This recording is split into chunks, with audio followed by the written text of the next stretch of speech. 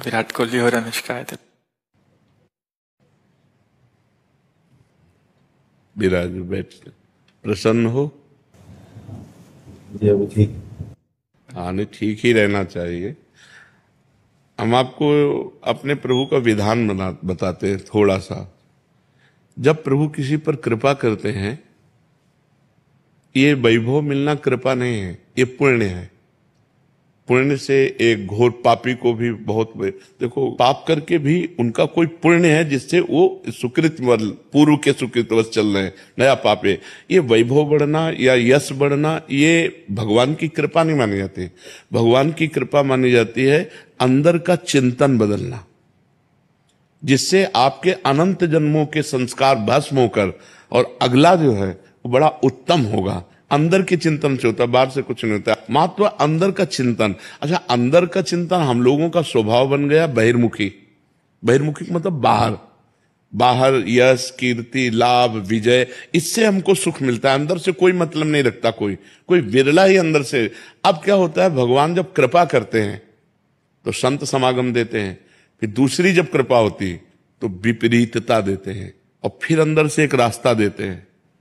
ये मेरा रास्ता है, ये परम शांति का रास्ता है, ये शांति का रास्ता नहीं। भगवान वो रास्ता देते और जीव को अपने पास बुला लेते हैं। बिना प्रतिकूलता के संसार का राग नष्ट नहीं होता। किसी को भी वैराग्य होता है तो संसार की प्रतिकूलता देखकर वैराग्य होता है। सब कुछ हमारे अनुकूल है तो हम आनंदित होकर उसका भोग करते हैं। जब हमारे ऊपर प्रतिकूलता आती है तब ठेस पहुंचती है कि इतना झूठा संसार, तो अंदर से भगवान रास्ता देते हैं। ये सही है। भगवान बिना प्रतिकूलता के इस संसार को छुड़ाने का कोई भी औषधि नहीं रखी। आज तक जितने बड़े महापुरुष हुए हैं, जिनका जीवन बदला है, उनको प्रतिकूलता का दर्शन करके बदला है। तो कभी प्रतिकूलता आए तो उस समय आनंदित हो कि मेरे ऊपर अब भगवान की कृपा हो रही है, कि मुझे सतमार्ग में चलने की प्रेरणा मिल रही है। अगर सतमार्ग छूटा, ये सब तो एक सेकंड के लिए आप विचार कीजिए।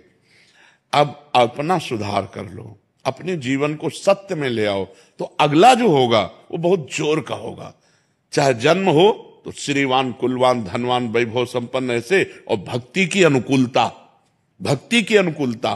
खास बात श्रीवान धनवान कुलवान नहीं, खास बात भक्ति की अनुकूलता। अगर इस जन्म में भगवत प्राप्ति नहीं हुई तो भगवान श्री कृष्ण ने गीता में कहा है कि मेरे भक्त का नाश नहीं होता।